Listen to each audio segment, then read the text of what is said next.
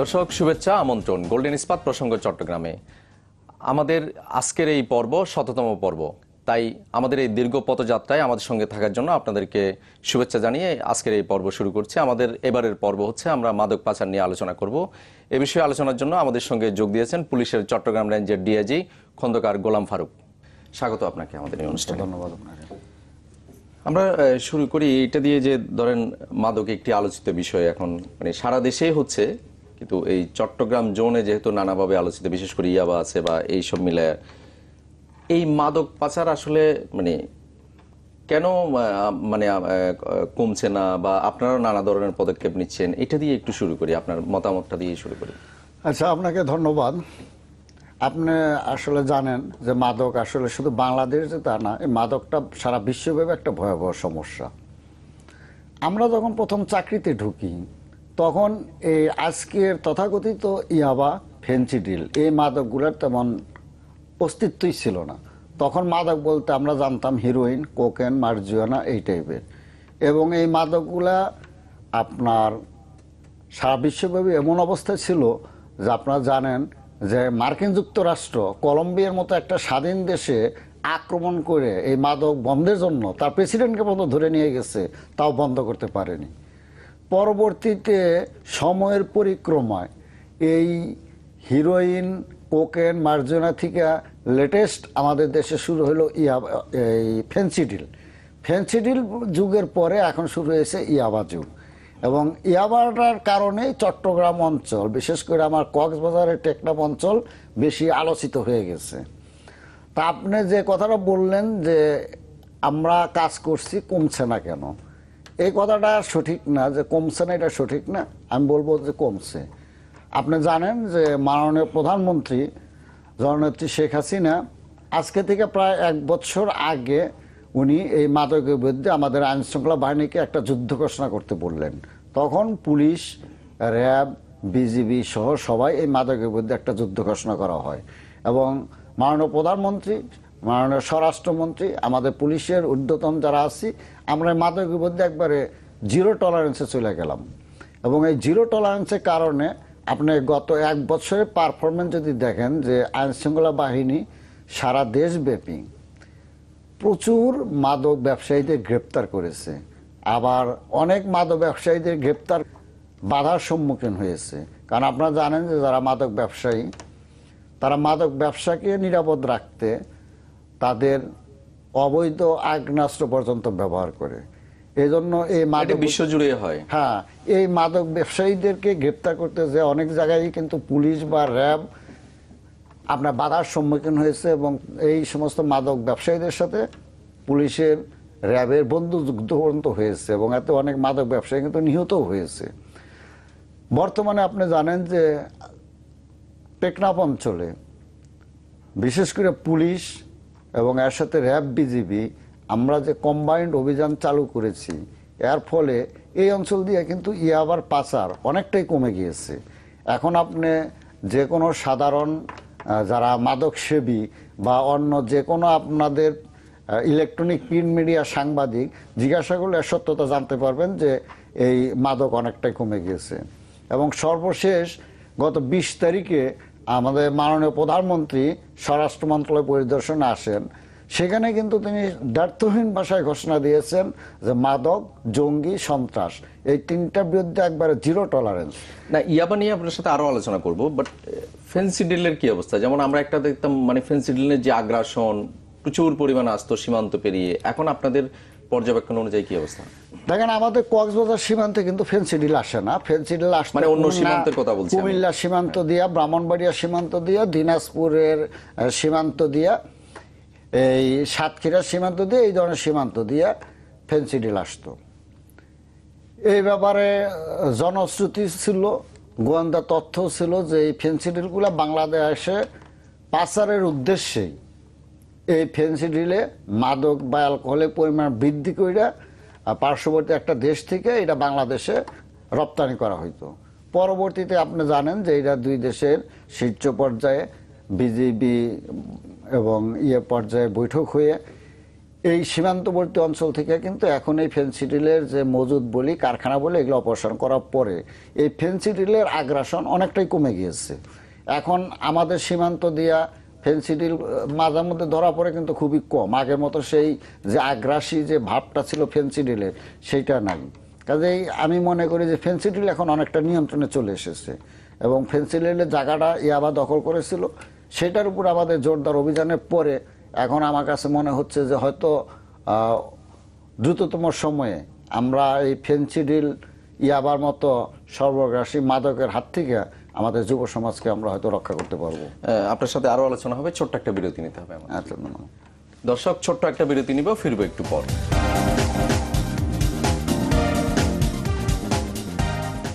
দর্শক, আবারও স্বাগত গোল্ডেন ইস্পাত প্রসঙ্গ চট্টগ্রামে। আমরা আলোচনা করছিলাম মাদক পাচার নিয়ে। এই বিষয়ে আলোচনার জন্য আমাদের সঙ্গে রয়েছেন পুলিশের চট্টগ্রাম রেঞ্জের ডিআইজি।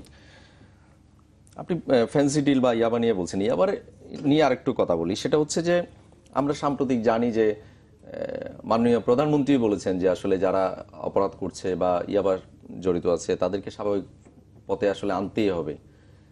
এই বিষয়ে আমরা একটা প্রক্রিয়ার কথা জানি যে আপনারাও এরকম একটা উদ্যোগ নিয়েছেন, সেটা আসলে কত দূর?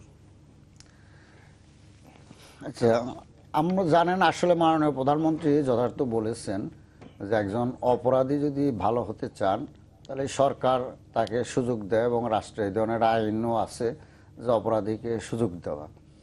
এবং তার ধারাবাহিকতায় আমাদের যারা টেকনাফ ভিত্তিক বা কক্সবাজার ভিত্তিক যারা ইয়াবা ব্যবসা ছিল, বড় বড় গডফাদার বলে অন্যান্য ব্যবসায়ী ছিল, আমাদের একটা প্রক্রিয়া চলছে তাদের সাথে, যে তারা যদি আলোর পথে আসতে চায়, স্বাভাবিক জীবনে ফেরত আসতে চায়, তাহলে সরকার তাদেরকে সেই সুযোগ দিবে। তো এই ব্যাপারে তাদের সাথে আলোচনা চলছে। এখন আমরা আইনগত প্রক্রিয়াগুলা আমরা খতিয়ে দেখছি যে আইনগত প্রক্রিয়ায় কিভাবে তাদেরকে স্বাভাবিক জীবনে নিয়ে আসা যায়। আমরা এই আইনি প্রক্রিয়াগুলা দেখার পরেই আমরা আশা করতেছি যে অতি অল্প দিনের মধ্যে আমরা এই ধরনের দুর্দর্শ গডফাদার ইয়াবা ব্যবসায়ী যারা, তাদেরকে আলোর পথে আসার জন্য আবার আনার জন্য যে প্রক্রিয়া, সেটা সম্পন্ন করতে পারবো। এক্ষেত্রে কি মানে তারা কি নিঃশর্তে আসতে চায়, না মানে তাদের কোনো ধরনের ডিমান্ড থাকে?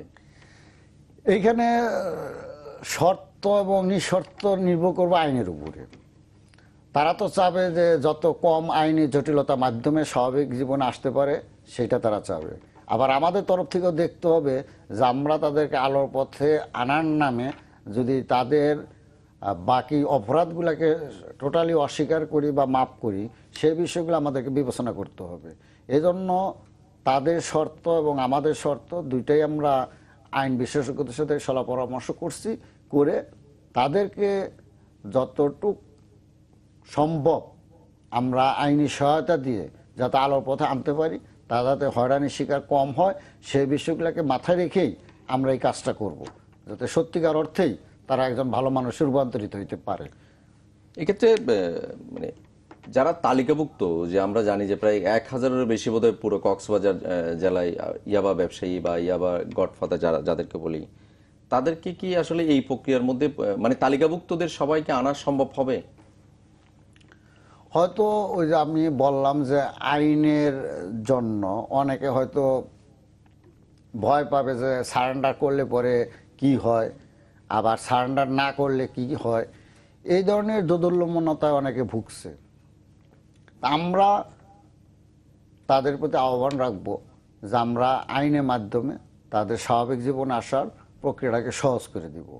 তাতে আমরা আশা করছি যে উল্লেখযোগ্য সংখ্যক যারা তালিকাভুক্ত ইয়াবা ব্যবসায়ী তারা আত্মসমর্পণ করবে, আর যারা করবে না তাদের জন্য পরবর্তীতে আমরা কঠোর আইনানুগ ব্যবস্থা নিব। আপনি জানেন যে নতুন মাদক নিয়ন্ত্রণ আইন যেটা হলো, সেখানে কিন্তু 500 গ্রামের বেশি এই ইয়াবা যদি কারো কাছে পাওয়া যায়, তা কিন্তু সাজা মৃত্যুদণ্ড। ঠিক আছে, এইরকম একটা ভয়াবহ কঠোরতম সাজা মাথায় নিয়ে মানে যদি কেউ ইয়াবা ব্যবসা করতে চায়, তার দায় দায়িত্ব তার। আইন শৃঙ্খলা বাহিনী তো সেই দায় দায়িত্ব নিবে না। এবং আমরা মাননীয় প্রধানমন্ত্রী, স্বরাষ্ট্রমন্ত্রীর নির্দেশ মোতাবেক আমরা জিরো টলারেন্স যেটা নীতিতে চলছি, এই নীতিতেই চলবো। এবং এই নীতিতে চলে যারা আত্মসমর্পণ করবে না তাদের জন্য আমি মনে করি ভয়াবহতম দিন অপেক্ষা করছে। যেমন কক্সবাজার অঞ্চলের বিশিষ্টজনদের অনেকে বলছেন যে যারা সারেন্ডার করতে চায় তারা সারেন্ডার করবে, এটা ভালো কথা, পাশাপাশি তাদের সম্পদ বাজেয়াপ্ত করা বা তারা যে ইয়াবা পাচার করে যে সম্পদ তারা অর্জন করেছে সেটাও আসলে বাজেয়াপ্ত করা দরকার, এরকম অনেকেই মতামত দিচ্ছেন। এই বিষয়ে আপনার বক্তব্য? আমি তাদের মতামতের সাথে একমত, তবে এটা আইনি প্রক্রিয়ার মাধ্যমে হবে। আমি পুলিশ তো আপনার সম্পত্তি বাজেয়াপ্ত করতে পারি সরাসরি পান না। এর জন্য সরকারের আরো বিভিন্ন বিভাগ আছে, আপনার দুদক আছে, এনবিআর আছে, আমার সিআইডি আছে, মানি লন্ডারিং মামলা তদন্ত করে। এই সংস্থাগুলো তাদের যদি অবৈধ সম্পদ থাকে সেই ব্যাপারে তারা তদন্ত করে ব্যবস্থা নেবে। আমি ডিআইজি, আমার যদি অবৈধ সম্পত্তি থাকে সরকার কি ব্যবস্থা নেবে না আমার বিরুদ্ধে? নিশ্চয়ই নিবে। তো এইটা তো সবার জন্য আইন সমান। এটা একজন ইয়াবা ব্যবসায়ী বলি আর একজন পুলিশের ডিআইজি বলি বা একজন রাষ্ট্রের একজন গুরুত্বপূর্ণ ব্যক্তি বলি, যদি কেউ অবৈধভাবে সম্পদ অর্জন করে রাষ্ট্রের আইন তার আপন গতিতে চলবে এবং সেই অবৈধ সম্পদের ব্যাপারে রাষ্ট্রীয় আইন অনুসারে যে সিদ্ধান্ত হয় সেই সিদ্ধান্তই কার্যকর হবে। এবং আপনি জানেন যে এই যে দুদক থেকে এখন বলা হচ্ছে যে এই ধরনের অবৈধ সম্পদ অর্জনকারী কোনো ব্যক্তির বিরুদ্ধে তদন্তকালীন সময়ই সম্পত্তি বাজেয়াপ্তের একটা চিন্তা ভাবনা চলছে। তো এখন এটা রাষ্ট্রের বহু সংগঠন আছে, সংস্থা আছে, আইন আছে, এই আইনি প্রক্রিয়ার মাধ্যমে তাদেরকে যেতে হবে। আরো আলোচনা হবে, আরো একটা বিরতি নিব। আচ্ছা ধন্যবাদ দর্শক, আরো একটা বিরতি নিব, ফিরবো একটু পর।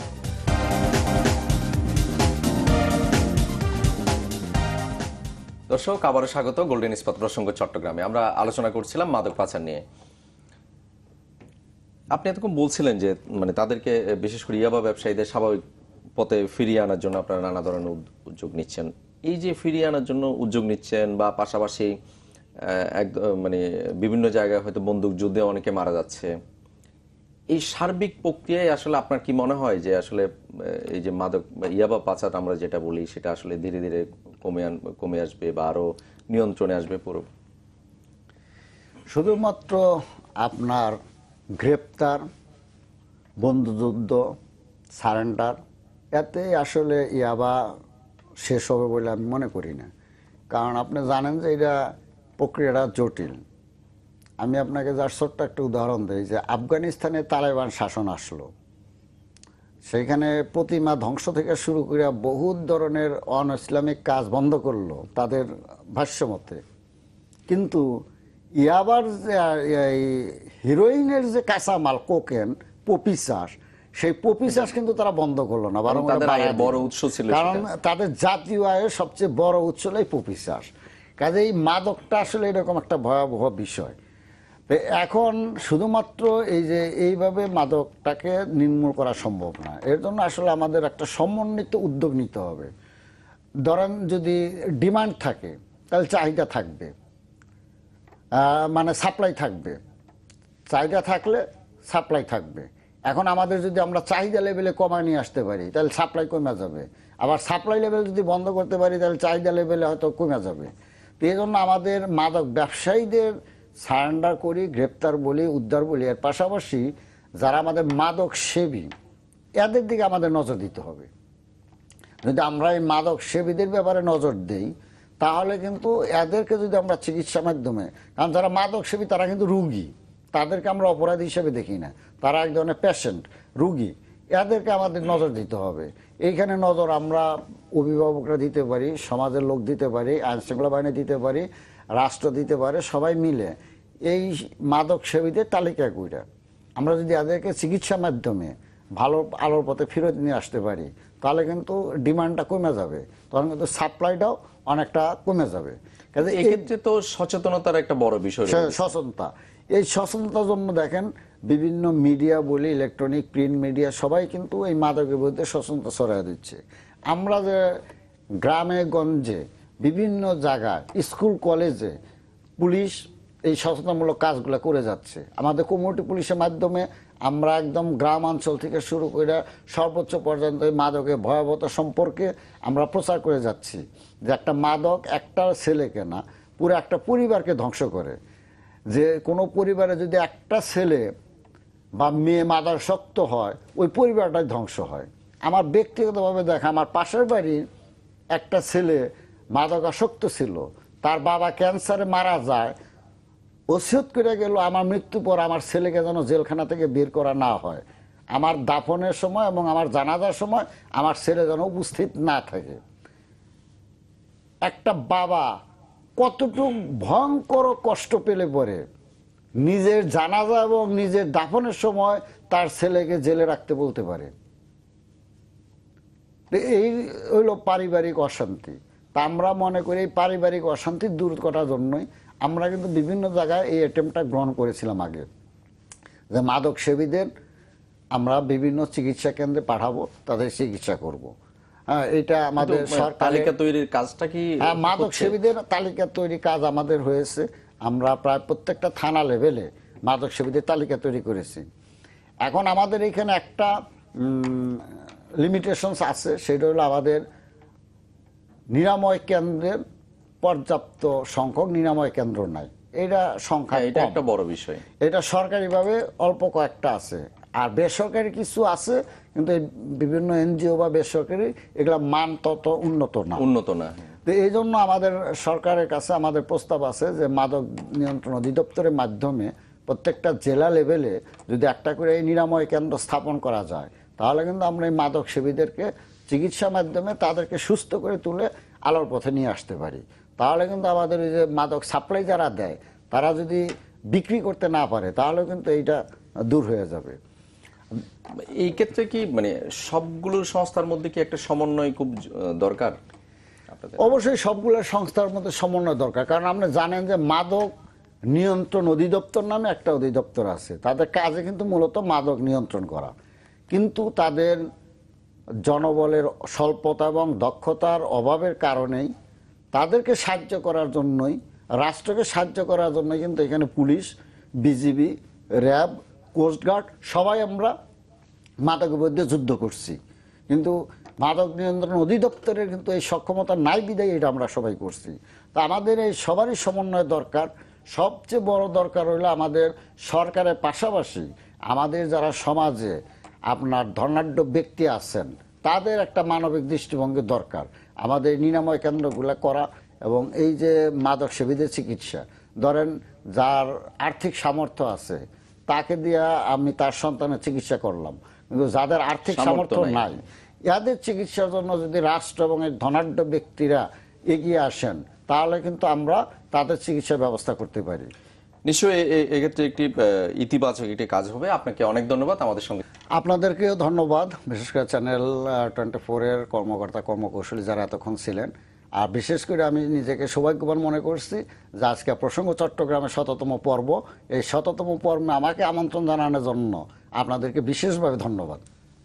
দর্শক, এতক্ষণ সাথে থাকার জন্য আপনাদেরকেও ধন্যবাদ। ভালো থাকুন সবাই।